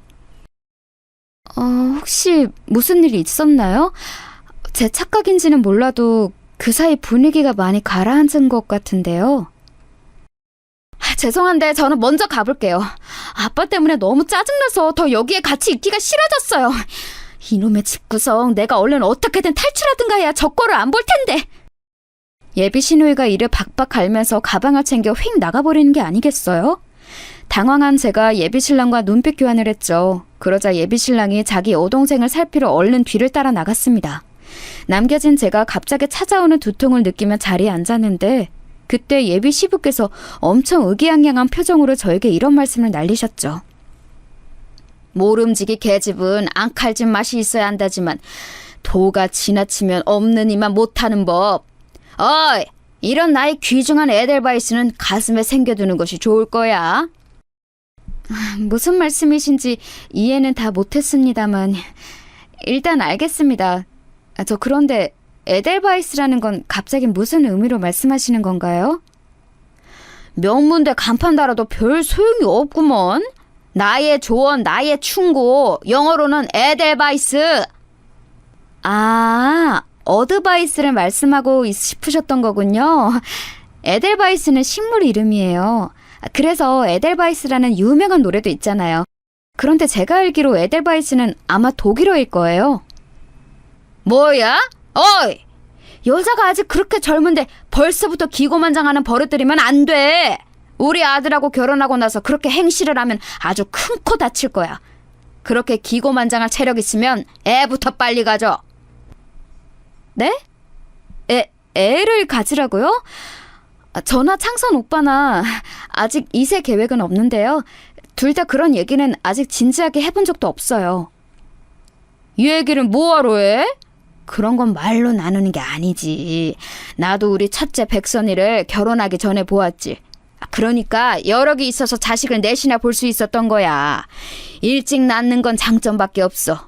그러니 어차피 애를 가질 거라면 결혼 전에 가져도 돼. 내가 허락한다. 제가 원래 평소에 두통이 잘 없는 사람이었는데 그때 그 자리에서는 진짜 머리가 지끈거려서 혼났어요. 갑자기 웬 혼전 임신 얘기인가요? 허락하신다는 것도 어이가 없었습니다. 카페로 혼자 돌아온 예비 신랑이 미묘한 흐름을 감지하고서는 곧장 자리를 파해줘서 망정이었어요. 그날 저는 예비 시부께서 고차원으로 유별나시며 무리하신다는 건 외에 또 한 가지를 알았는데요. 바로 예비 신랑도 어쨌든 그분의 아들이라는 것이었어요. 아무리 그래봤자 자식이 부모에게 덤빌 수는 없는 노릇인가 보더라고요. 싫은 소리, 너무 직설적인 소리, 이런 걸 자기 부침개 못하고 되도록 둥글게 화를 삭히며 상황을 무마하는 예비 신랑의 모습에 왠지 씁쓸해졌습니다. 하긴 다른 가족들이 전부 너무 유별난 가장의 모습에 반기를 들어왔다면 지금까지 저렇게 유지는 못 해오셨겠지. 이것이 바로 팔은 안으로 굽는다는 표현의 나쁜 예시인가? 점점 모르겠다. 이 결혼을 이대로 진행해도 되는 걸까? 부모님은 아직 이런 사실을 모르시는데 굳이 지금 내가 긁어부스럼을 만들 필요는 없겠지? 제가 결혼 의사를 밝힌 이후로 쭉 고무된 상태로 지내고 계신 친정 부모님의 모습이 떠올랐죠. 독특한 예비 시부에 대한 이야기를 하고 있었던 와중입니다만 다른 독특한 이야기를 잠시 해보자면 저는 조금 독특한 관계의 부모님 아래에서 나고 자란 외동딸이에요. 어떻게 독특한가 하면 저희 친정 부모님께서는 별거도 해보셨고 이혼도 해보셨는데 결국 돌고 돌아서 다시 부부로 살고 계신 분들이에요. 독특하다고 칭할만 하죠. 맨 처음에 두 분이 갈등을 시작하시게 된 계기가 바로 친정아빠의 바람이었습니다. 그것도 친정엄마의 고향 친구분이 상대였어요. 알고 보니까 그 친구분께서는 옛날부터 속으로 저희 친정엄마를 싫어하고 계셨고 나쁜 심리로 저희 친정아빠께 일부러 접근해서 꼬드기며 여러 상황을 만드신 거였죠. 그래서 친정아빠께서는 좀 억울해하셨습니다. 여보, 제발 무작정 오해하지 말고 내 얘기 좀 들어줘. 당신 친구라는 그 여자가 작정하고서 이렇게 상황을 만든 거야. 넘어갔던 나도 참 못난 놈이고 나쁜 놈이지만 애초에 상황이 안 좋았다고. 지금 그걸 변명이라고 하는 거야? 그 기집애가 작정을 했든 말든 당신이 거기에 넘어가면 안 되는 거였어. 당신은 내 체면에 흠집을 냈고 자존심을 완전히 무너뜨린 거야. 그 기집애가 나를 얼마나 속으로 비웃었을까. 남편 하나 간수 못한다고. 나를 얼마나 우습게 봤을지 그거 생각하면 불에서 미치겠어. 마음 같아서는 그 기집애고 당신이고 그냥 싹 다 밧줄로 묶어다가 동해 앞바다에 던져버리고 싶은 심정이야. 알아? 무슨 말을 그렇게까지 해? 내가 잘못을 하기는 했지만 그게 어디 죽을 죄까지 돼? 그리고 당신도 여기서 아예 잘못이 없다고 할 수 있어? 그게 무슨 얘기야? 설마 내 잘못이라도 있다는 건 아니겠지? 당신이 일말의 양심이라도 있다면 감히 그런 얘기는 못할 거라고 믿을게. 애초에 당신이 인간관계만 잘 처신했어도 이런 일은 없었잖아. 그러길래 왜 고향 친구하고 속으로 앙금을 만들었던 거야? 나이가 들어서도 복수하고 싶은 만큼 남한테 그런 표적이 되었다는 게 정상이라고 생각해? 당신이 어렸을 때 얼마나 안 좋게 굴었으면 복수 심리로 배우자인 나에게 접근까지 했겠어? 그래서 지금 내 탓이라고? 바람은 당신이 피워놓고 이게 지금 내 잘못이라는 거야? 정말 비겁하네. 당신은 남자라고 할 수도 없어. 나는 도저히 당신하고 못 살겠으니까 우리 이제 그만하자. 여기서 다 끝내. 친정엄마께서 비명에 가까운 악다구니를 쓰셨을 때 친정아빠께서는 아무 말 없이 망연자실한 표정을 하고 계셨어요. 너무 조용한 게 이상하셨는지 친정엄마께서는 그제야 상대방의 시선을 따라가 당신의 뒤편에 내내 서 있던 저를 발견하셨습니다. 놀라셨는지 바로 입을 틀어막고 몸을 떠셨지요. 어린 딸이 부부싸움의 현장을 다 보고 있었을 뿐더러 바람났던 일을 다 알게 되었다는 것에 두 분을 몹시 당황하셨고 자책하셨습니다. 왜 부주의하게 안방도 아니고 거실에서 그 늦은 밤에 언쟁을 벌이셨던 것인지, 그래서 왜 어린 저에게 그 광경을 쉽게 들키신 것인지 그런 걸 저는 원망하지 않았어요. 다만 어린 나이에도 이혼이라는 게 뭔지 막연하게 알고 있었기 때문에 두 분이 헤어지지 않기만을 바랐을 뿐이었죠. 저는 제가 착한 아이가 되면 두 분이 저를 봐서라도 계속 함께 계실 거라고 믿었습니다. 어린 나이였기 때문에 가능했던 발상 같아요. 친구들과 사이좋게 지내고 숙제를 꼬박꼬박하고 준비물을 잘 챙기고 저는 그걸 순전히 친정 부모님을 위해서 의식적으로 해냈습니다. 그만큼 친정 부모님께서 헤어지시는 게 무서웠던 것 같아요. 어린아이에게 부모는 세상의 전부나 다름없잖아요. 그런데 저의 노력과 바람에도 불구하고 친정 부모님께서는 결국 별거를 택하셨습니다. 아직 애가 너무 어리니까 당신이 나는 이미 치가 떨리게 싫고 모든 신뢰를 다 잃어버렸지만 애 생각해서 이혼만은 미루는 거야. 어찌 되었든 당신이 애 아빠이긴 하니까. 그래, 맞아. 내가 애 아빠야. 만약에 당신하고 이혼해서 남남이 되더라도 내가 애 아빠라는 사실은 변함이 없겠지. 지금 그 말에 저희가 뭐야? 이혼하고 싶은 쪽은 내가 아니라 당신이라고 그렇게 말하고 싶어서 시위하는 거야? 정말 하나부터 열까지 마음에 안 드는 사람이야, 당신. 꼴도 보기 싫으니까 짐 다 챙겼으면 얼른 나가버려. 친정엄마께서 화가 나서 주먹까지 불끈 쥐시는 상황이었기 때문에 저는 친정아빠께서 짐을 싸서 집을 나가시는 걸 붙잡고 싶은 충동을 참을 수밖에 없었습니다. 제 인생에서 첫 좌절은 바로 그때였네요. 부모님의 불화를 봉합하지 못한 것, 그것은 저로 하여금 제 자신이 부모님께 큰 의미가 있는 딸이 아니라고 말하는 것 같아서 가슴이 아팠죠. 어린 아이들은 거의 다 그렇잖아요. 부모님이 양쪽 다 온전히 계시지 않는 경우라면 그걸 밝히는 걸 무척 부끄러워하죠. 없는 엄마나 아빠를 지어내기도 하고요. 저도 그랬어요. 친구들 앞에서 태연하게 아빠가 마치 집에 계신 것처럼 그렇게 말을 꾸몄습니다. 그랬다가 어느 날 친정엄마께 딱 걸렸었죠. 신하영, 너 아까 놀이터에서 친구들하고 했던 말 뭐야? 왜 아빠하고 주말에 놀이동산 가기로 했다고 그런 거짓말을 해? 아빠도 없고 놀이동산에 가기로 한 적도 없잖아. 엄마가 너를 이렇게 거짓말이나 하는 아이로 키웠어? 그치만 아빠가 없는 거 알면 친구들이 놀릴 수도 있단 말이야. 그리고 나는 신하영이잖아. 아빠가 신신이고 아빠 따라서 신하영이잖아. 같이 안 살아도 나는 아빠 딸이잖아.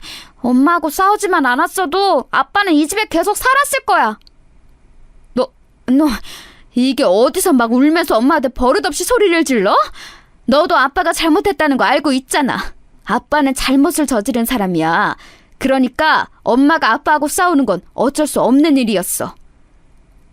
잘못을 저질렀어도 아빠는 우리 아빠야. 엄마는 그러면 이제 아빠가 우리 아빠가 아니라고 생각해? 그건... 아빠는 우리 아빠 맞지. 우리 하영이 아빠가 맞지. 우리 하영이 언제 이렇게 말대꾸도 맹랑하게 갈 만큼 커버렸담? 참나, 아주 못된 벌을 들었다고 아빠한테 다 일러줘야겠네. 친정엄마의 자조적인 혼잣말에 그렇게 반가울 때가 없었어요. 그건 친정아빠하고 연락하시겠다는 말처럼 들렸으니까요. 저는 순수하게 기뻤습니다. 두 분이 다시 함께 사시게 될 것만 같았어요. 그러나 저는 곧 어린 나이에 세상이 그렇게 호락호락하게 돌아가는 것이 아니란 걸 깨닫게 되고 말았습니다.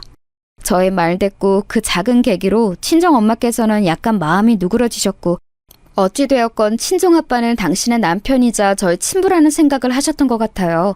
그래서 과일, 영양제 이런 것들을 사들고 친정아빠께서 혼자 살고 계시는 원룸에 찾아가셨던 겁니다.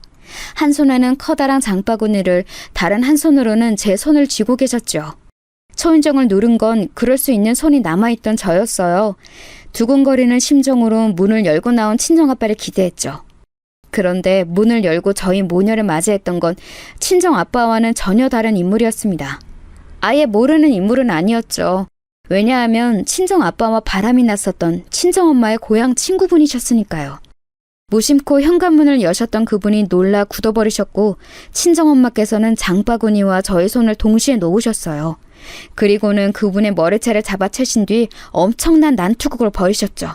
그분도 반격을 하셨지만 친정엄마의 상대가 되지는 못하셨습니다. 놀란 저는 발만 동동 구르다가 울음을 터뜨렸고 잠시 근처에 외출하셨던 친정아빠께서 돌아오셨을 때는 친정엄마께서 상황을 끝내신 뒤였어요. 그분께서는 머리가 산발이 되어서 쌍코피까지 터시진 채로 바닥에 무릎을 꿇고 눈물을 흘리고 계셨죠. 그 엄청난 광경에 친정아빠께서는 경악을 하셨고 친정엄마께서는 마지막 통보를 남기신 채 저희 손을 잡아 끌고 그곳을 벗어나셨습니다. 당장 이혼해. 공동재산은 전부 다 내 몫이야. 당신이 유책 배우자이고 하영이는 내가 키울 거니까. 의의 없지? 이 쓰레기만도 못한 자식아. 제가 슬쩍 돌아봤을 때는 친정아빠께서 고개를 푹 떨구신 채였어요. 그런데 밖으로 나오니까 구급차 한 대가 가까워지고 있었더라고요. 아마도 크게 다치신 그분 때문인 것 같았는데 그제야 저는 깨달았어요. 친정엄마께서 그분에게 감정적인 보복을 하셔놓고도 그 상황에서 구급차를 부르셨다는 걸 말이죠. 어른의 세계란 무척이나 복잡 미묘하다는 생각을 했었습니다. 그렇게 친정 부모님 두 분은 이혼을 하셨고 제가 다시 친정 아빠를 뵐 수 있는 길은 없었어요. 친정 엄마께서 절대 허락해주지 않으셨기 때문이었죠. 여기서 저희 가족은 영원히 끝일 수도 있었어요. 하지만 두 분의 이혼, 그 이후로 정확히 1년 외할아버지께서 뇌졸중으로 쓰러지면서 상황이 바뀌었어요. 이때가 불과 큰이모께서 교통사고를 당해 대수술을 받으신 지 며칠 지나지 않았던 때였습니다. 외가 식구들이 모두 힘들어했고 외할아버지와 무척 사이가 좋았던 친정엄마께서 그 중에서도 가장 힘들어하셨죠. 엎침 대 덮친 격으로 친정엄마께서는 갑상선이 안 좋다는 진단을 받고 약을 복용하게 되셨어요. 우울해하시는 친정엄마를 보며 저는 제가 도움을 드릴 수 있는 것에 한계가 있음을 깨닫고 있었고요. 제가 100점을 받은 시험지를 보여도 어색하게 웃으실 뿐이었고 편지를 써드려도 어깨 마사지를 해드려도 잠깐 좋아하시는 게 다였어요. 그랬던 분을 움직이신 게 바로 친정아빠이셨습니다. 장일 어른 소식 들은 이후로 내내 당신 걱정을 했어. 힘들어하고 있을 것 같았는데 역시 내 예상대로네. 기운 차리라고 억지로 그러지 않을 테니 밥이나 제때 잘 챙겨 먹어. 불쑥 찾아와서 웬 참견이야? 누가 당신 보고 와달라고 그랬어? 뻔뻔한 것도 정도가 있지. 그 면상을 잘도 나에게 들이밀어? 그래, 욕하고 화내고 실컷 어디 마음대로 해봐. 그런데 내가 사온 밥은 먹고 해. 이거 비싼 거니까 행여나 버릴 생각은 하지 마. 음식 가지고 그러면 천벌받아. 얼씨구, 천벌받을 짓 한 사람이 누군데 나한테 그런 말을 하셔? 친정엄마께서 그러시는 동안 저는 이미 수저를 들고 있었어요. 왜냐하면 친정아빠께서 제 것도 같이 사오셨거든요. 제가 허겁지겁 음식을 먹기 시작하자 친정엄마께서도 못 이긴 척 젓가락을 집어드셨죠. 저는 사실 그때 배가 안 고팠는데 두 분을 위해서 먹었던 거였어요. 저는 두 분의 유일한 자식이었지만 그럼에도 두 분의 유일한 영역이 되지 못한다는 걸 알고 있었고 어른들끼리 서로가 해결해 줄 수 있는 게 존재한다고 생각했거든요. 조용히 밥을 먹는 모녀를 쳐다보던 친정아빠께서 나지막이 이야기를 시작하셨어요. 그건 정말로 본인이 천벌받는 짓을 했다고 보는가 이런 이야기였는데요. 듣다가 제가 깜짝 놀라고 말았습니다. 왜냐하면 그건 그날의 전말이자 진실이었기 때문이에요. 친정아빠께서 계시던 그 집에 그분이 그날 오셨던 건 각서를 쓰기 위함이었다고 합니다. 그분께 다시는 우리 부부에게 어떤 식으로든 접근하지 않겠다는 각서를 친정아빠께서는 받으려 하셨고 그분께서는 다른 남자 문제로 친정아빠께 도움을 받고자 하셨다네요. 그래서 잠깐 오신 것이었고 집에 물이 없어서 친정아빠께서 잠시 편의점에 가신 그 찰나 기가 막힌 타이밍에 저희 모녀가 당도했던 거였죠. 마치 운명의 장난처럼요. 그때 일의 증거로 친정아빠께서는 해당 내용의 각서도 가지고 계셨고 심지어는 음성 녹음 파일도 가지고 계셨는데 그 시간대가 저희 모녀가 그곳에 도착하기 이전이었어요. 그러니까 일부러 변명을 만드시려고 나중에 꾸며내신 것이 아니란 거였죠. 그때는 해명해도 소용이 없겠구나 싶었어. 심적으로 많이 지쳐있기도 했었지. 그리고 당신이 그 여자를 너무 많이 때려놨던 탓에 이혼이라는 파국이라도 보여주지 않으면 그 여자가 무조건 당신을 고소하고 가만 안 둘 기세였거든. 지금 와서 이런다고 내가 당신을 받아주기나 할 것 같아? 꿈 깨! 친정엄마께서는 무척 단호하셨으나 표정을 보니까 혼란스러워하고 계신다는 게 보였어요. 친정아빠께서는 만약 다시 부부 사이로 돌아간다면 남은 일생 동안 친정엄마만을 위해 충성하고 제 뒷바라지에 모든 최선을 다하겠다며 맹세를 하셨습니다. 그런 얘기를 들으시고도 시큰둥하게 반응하셨던 친정엄마이셨지만 외할아버지께서 결국 돌아가시는 큰 아픔을 함께 나누시면서 점점 예전의 부부 같은 모습으로 돌아가셨고 제가 성인이 되던 해에 다시 정식으로 부부가 되셨습니다. 하여간 우리 마누라하고 우리 딸을 건드는 놈이 있거든. 나는 절대로 가만 안 둬. 그리고 친정아빠께서는 저런 말씀을 심심하면 입에 담는 분이 되셨죠. 저는 저 소리를 하도 들어서 시간이 지나자 별 감흥도 없어졌어요. 그런데 예비신랑하고 결혼 이야기를 주고받으면서부터는 살짝 신경이 쓰이더라고요. 하영아, 나는 암만 생각해도 그 창선인지 총선이지 않은 비실이 청년보다 우리 하영이가 100배 1000배 더 아까운 것 같은데 꼭 이렇게 어린 나이에 시집을 가야겠니? 아빠, 무슨 소리를 하시는 거예요? 저 이제 어린 나이 아니에요. 친구들 중에서 일찍 시집간 얘는 첫째가 벌써 초등학생인데요? 창선 오빠가 비록 저보다 학벌은 부족해도 직장 탄탄하고 자기 개발에 관심 많아서 끊임없이 발전하는 사람이라서 솔직히 저는 저보다 훨씬 나은 인물이라고 봐요. 우리 딸이 아빠 앞에서 다른 남자를 두둔하는 걸 보니까 아주 가슴이 찢어지는구나. 그 집안 사람들은 좀 어때? 몇 번 만나봤다면서? 어쨌다 저쨌다 하는 감상편을 내가 못 들어본 것 같네. 양친께서는 어떤 분들이시니? 너무 좋으신 분들이에요. 어머님은 수수하시고 그냥 되게 평범하시고 그런데 아버님이 살짝 쾌활하시죠. 네, 아주 그냥 유쾌하세요. 독특한 언행을 가끔 선보이시기는 하는데 별로 크게 신경 쓰이지는 않아요. 그래? 나는 우리 하영이가 괜찮다고 하면 최대한 다 맞춰서 생각할 수 있지. 설마 사돈 되시는 분께서 상식 밖으로 행동하시거나 아주 무례하거나 하시지는 않을 거 아니야. 세월이 흘러 아내와 딸에게 잘하며 가정적인 분으로 살아가시는 친정아빠의 모습 참 보기 좋았으나 예비시부의 막장스러운 면모를 맛보았던 저로서는 안 좋은 충돌이 일어날까봐 살짝 걱정도 되었어요. 저는 그것이 기우이기를 바라며 일정 때문에 어쩌다 보니 굉장히 급하게 빨리 잡힌 상견례에 참석하게 되었습니다. 제가 외동인 관계로 상대 측도 예비신랑만 오고 형제들은 안 왔어요. 조촐하고 단란한 자리였죠.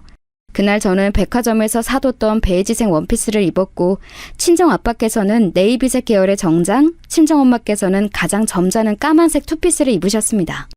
까만색 투피스라 함은 쉽게 상상이 되시지요? 가장 흔한 치마 정장이라고 보시면 돼요. 그럼에 폼이 넉넉하지는 않고 몸에 좀 붙는 스타일의 옷이었어요. 그 옷은 당시에 그렇게 입는 게 유행이었고 흔한 디자인이었습니다. 그런데 예비시부께서 저희 친정엄마와 처음 인사를 나누실 때 과한 반응을 보이시더라고요. 이야, 패션이 아트인지 옷걸이가 아트인지 모르겠네요. 참고로 아트는 예술이라는 의미입니다. 영어라면 무조건 지적을 해대는 우리 총명한 예비 며느리 때문에 제가 설명을 덧붙이네요. 그 말씀을 곱씹어 봤다가 제가 얼굴이 좀 화끈거렸네요. 친정 부모님께서 의문 가득한 얼굴로 동시에 저를 힐끗하셨거든요. 반면에 예비 시모와 예비 신랑은 그저 초연한 기색이었습니다. 예비 시부의 각종 언행에 이골이 날 대로 난 사람들의 반응이었죠. 상견례는 나름 별다른 건수 없이 잘 흘러갔어요. 아니, 그렇게 되려고 했습니다만 어느 지점부터 살짝 삐거덕거렸죠. 신혼집 이야기까지는 잘 진행이 되었는데 그 이후로 예비 시부께서는 자꾸만 제가 결혼하고 나면 출가 외인이니까 시댁에 귀속되어 몸과 마음을 바쳐야 한다는 등 그런 식으로 황당한 발언을 이어나가셨어요.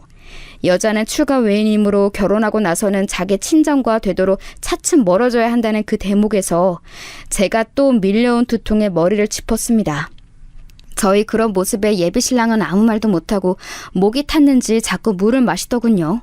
친정 부모님께서는 당혹스러운 표정들을 하신 채 적당히 고개만 끄덕이고 계셨어요. 저 두 분이 그래도 어쩐 일로 조용히 참고 계시는 건가 싶어서 혹시 예비 시부의 의견에 동의를 하시는 건가 잠깐이나마 그런 생각을 제가 했었네요. 아무 반박도 안 하실 분들이 아닌데 계속 가만히 계셨으니까요. 어쩌면 이 자리만큼은 그저 무사히 모면하고자 하시는 두 분의 속마음인가 보다 그렇게 제가 어느덧 생각을 하고 있을 때였습니다. 친정엄마께서 잠시 어깨를 똑바로 펴시면서 뻐근하신지 목 스트레칭을 한번 하셨는데요. 식사하시다 말고 그 모습을 빤히 보시던 예비 시부께서 이런 말씀을 대뜸 하셨어요. 사부인? 아까 들어오실 때도 느꼈지만 몸매가 아주 쭉쭉 빵빵하신 것 같습니다. 예? 제가 뭘 잘못 들은 것 같습니다만? 에이, 잘못 듣긴요. 부끄러워하실 필요 없어요. 저는 이런 것에 오픈마인드, 즉 열려있는 사람입니다. 사부인 그 몸매 가지고 젊으셨을 적에는 꽤 노셨죠? 혈기왕성한 청춘을 보내셨을 것 같은데요? 충격적으로 개념을 상실한 예비 시부의 발언이 상견례가 이루어지고 있는 식당의 작은 룸을 휩쓸고 간 직후였습니다. 그 경박한 웃음소리가 끝나기도 전에 친정 아빠께서 자리에서 벌떡 일어나셨어요. 그 바람에 테이블이 조금 흔들렸는데 아랑곳하지 않으시고 오히려 친정 아빠께서는 테이블을 아예 뒤집어 엎어버리셨습니다. 그 돌발 행동에 제가 깜짝 놀랐고 모두가 경악했어요. 엄청난 소리와 함께 엎어진 테이블을 내려다보며 친정 아빠께서 외치셨습니다. 결혼 같은 소리 하고 있네. 그냥 싹 다 엎어! 이딴 무식한 집안에 우리 딸 하영이 절대 시집 못 보내. 출가 외에는 무슨... 당신 내 손에 오늘 그 가출한 정신머리가 끝장날 줄 알아.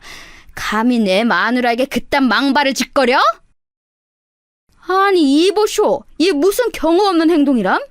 어라? 사람 멱살은 왜 잡아? 이거 안 놔?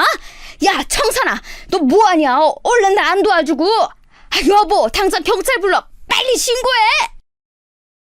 친정아빠께서는 믿을 수 없게도 예비 시부의 멱살을 잡아쥐고서는 그대로 끌고 나가셨어요. 그 모습이 마치 복날에 끌려가는 개처럼 보였네요. 예비 시모께서는 놀란 가슴에 떨리는 손으로 휴대폰을 찾아서 신고를 하려고 드셨지만 그걸 막은 손길이 있었으니 바로 친정엄마이셨습니다. 저희 남편 비록 저렇게 나가기는 했어도 사람 해하고 그럴 위안은 못 돼요. 그러니 신고는 그만두세요. 아니 그래도 그 양반이 답지 않게 안색이 파리해져서 끌려나가는데 어떻게 아무것도 안 해요. 예, 창선아, 너 얼른 네 아버지한테 안 가보고 뭐해? 제가 이 상황에서라도 이 말씀은 꼭 드려야겠습니다. 사돈 어른, 지금 바깥분께서 보이신 언행이 과연 적절하다고 생각하시나요? 오랜 세월 같이 사셔서 기행에도 둔감해지신 건가요? 아닌 건 아니라고 분명히 말을 해야죠. 저는요, 지금 저희 딸의 엄마로서 드리는 말씀이 아니라 사돈 어른께 여자 대 여자로서 측은지심이 들어서 이러는 겁니다. 측은지심이라고요? 저한테요? 제가 그 양반이 막무가내인 거, 눈살 찌푸려지게 하는 짓만 골라서 하는 걸, 그걸 감내하면서 살기는 했습니다만 어느 정도 조절이 가능하다고 여겨왔어요. 그 조절 안 되는 거 아시잖아요. 저는 여기 딱 들어왔을 때 두 내외분의 표정이며 분위기를 보고 딱 알았어요. 사돈 어른께서 관성적으로 참고 살아오셨다는 것을요.